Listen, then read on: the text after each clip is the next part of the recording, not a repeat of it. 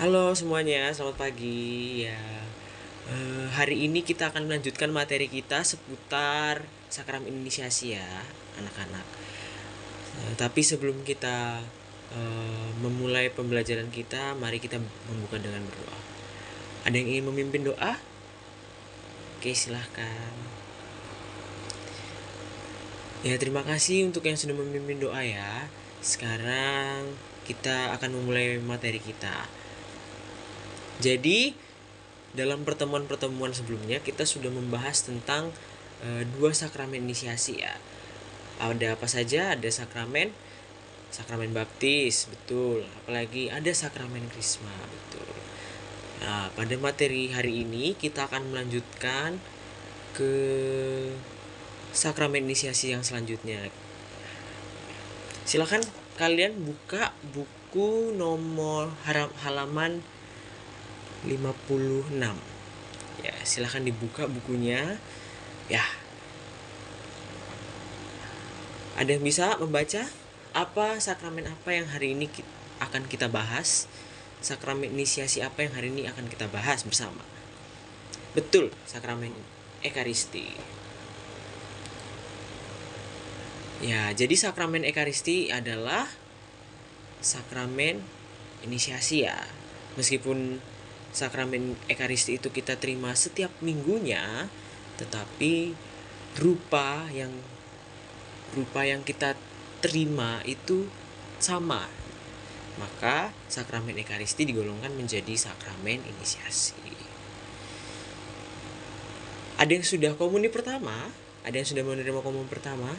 Oh, hampir rata-rata semua sudah menerima komuni pertama ya. Berarti kalian sudah dapat menerimakan sakramen Ekaristi, menerimakan komuni setiap minggu.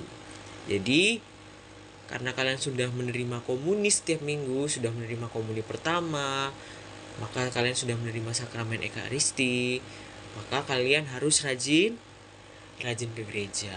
Setelah kalian komuni pertama, ada tugas yang harus kalian ikuti. Apa? Betul.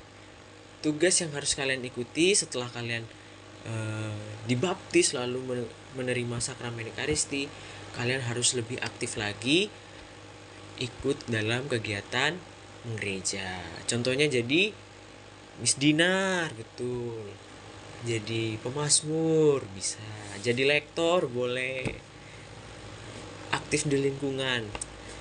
Itu harus ya. Karena itu adalah kewajiban kita sebagai seseorang yang sudah dibaptis menjadi anggota gereja, lalu juga telah disatukan dalam sakramen Ekaristi. Jadi sakramen Ekaristi adalah sakramen persatuan.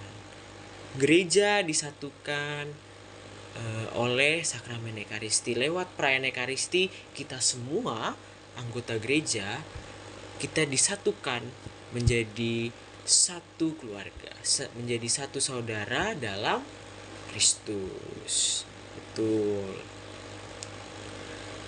Ada yang tahu syarat-syarat apa saja yang mungkin harus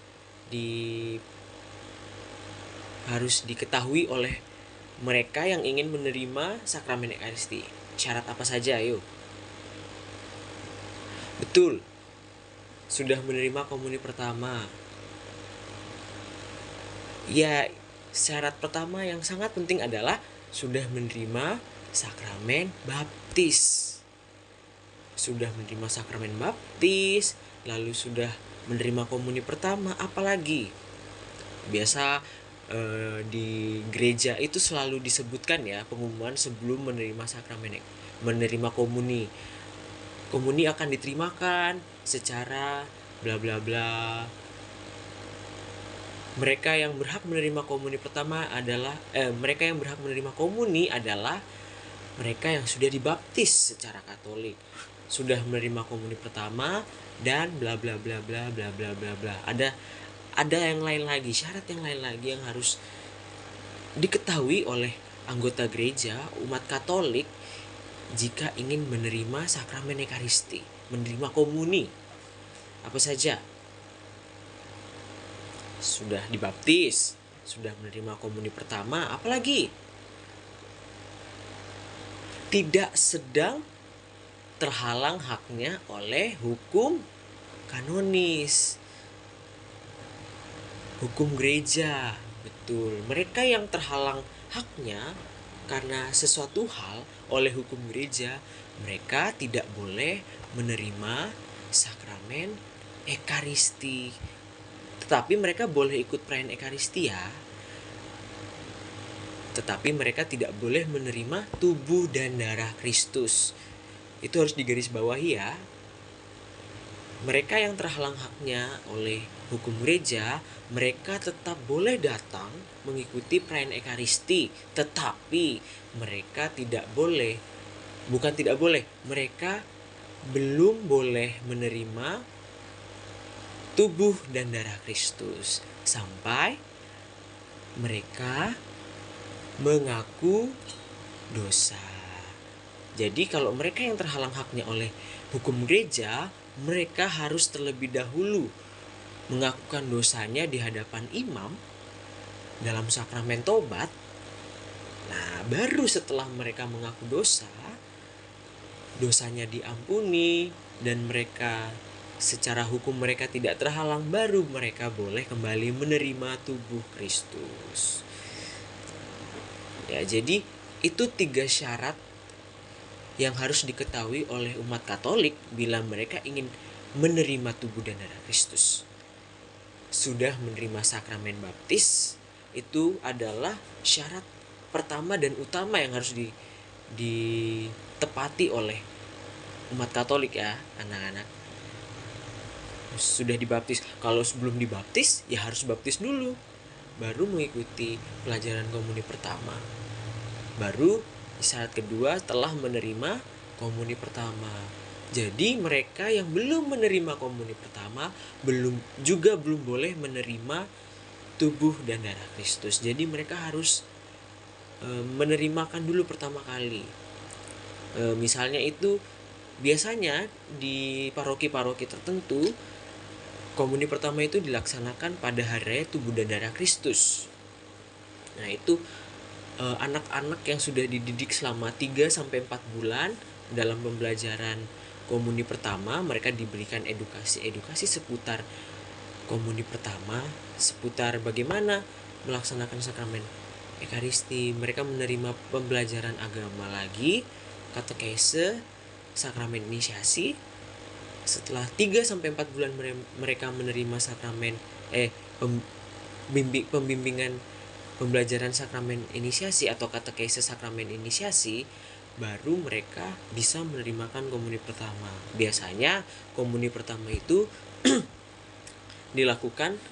diterimakan saat hari raya tubuh dan darah Kristus. Itu anak-anak kalian mungkin ya, terutama yang sudah terima komuni pertama itu menerimakan komuni pertama sama saat hari raya tubuh dan darah Kristus.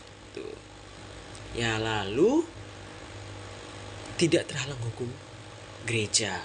Jadi kalian kalau ingin menerima tubuh dan darah Kristus dalam perayaan ekaristi atau misa, kalian harus sadar dulu, apakah saya sedang terhalang oleh hukum gereja. Kalau saya sedang terhalang oleh hukum gereja, saya belum pantas menerima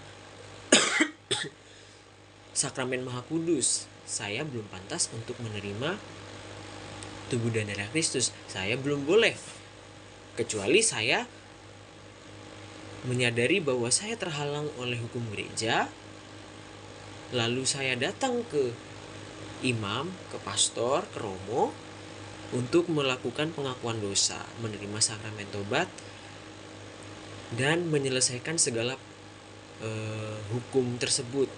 Maka setelah itu saya baru boleh menerimakan sakramen ekaristi. Sakramen ekaristi itu diterimakan setiap minggu. Ya, sakramen ekaristi itu adalah sakramen yang paling sering kita terima karena itu diterimakan setiap minggu. Tetapi kenapa dia masuk ke dalam sakramen inisiasi? Karena rupa yang kita terima dalam sakramen ekaristi itu satu yaitu tubuh dan darah Kristus yang kita terima saat komuni pertama. Jadi meskipun kita terima berkali-kali, kita terima 3-4 kali dalam sehari misalnya, tapi itu tetap digolongkan sebagai sakramen inisiasi, karena rupa yang kita terima dalam sakramen Ekaristi itu sama, yaitu tubuh dan darah Kristus. Nah, sekarang kita akan membahas tentang perayaan Ekaristi, karena sakramen Ekaristi itu diterimakan lewat perayaan Ekaristi. Ada yang tahu ada berapa ritus atau liturgi dalam perayaan Ekaristi? Di buku itu ada. Jadi silakan kalian melihat, mencari jawabannya di buku. Ya, itu ada ya anak-anak. Ada yang sudah ketemu? Ya, apa saja? Ada 4 bagian besar dalam perayaan Ekaristi. Betul, ada ritus pembuka, ada liturgi sabda, apalagi liturgi Ekaristi, dan ritus penutup. Manakah bagian paling puncak dalam perayaan Ekaristi? Betul, bagian paling puncak dalam dalam perayaan Ekaristi adalah liturgi Ekaristi. Karena di dalam liturgi Ekaristi ada doa syukur agung, di mana dalam doa syukur agung itu ada peristiwa inkarnasi, ada peristiwa perubahan rupa.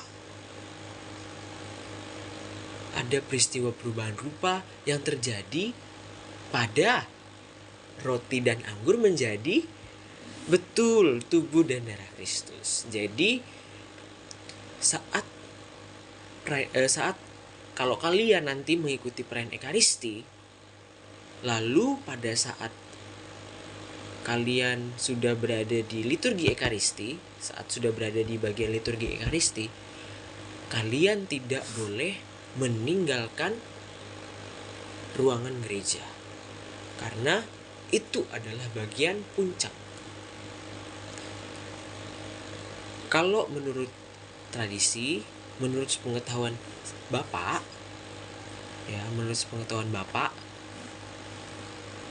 kalian jika meninggalkan ruangan gereja saat konsekrasi sedang berlangsung, doa syukur agung sedang berlangsung, kalian tidak boleh menerima tubuh Kristus.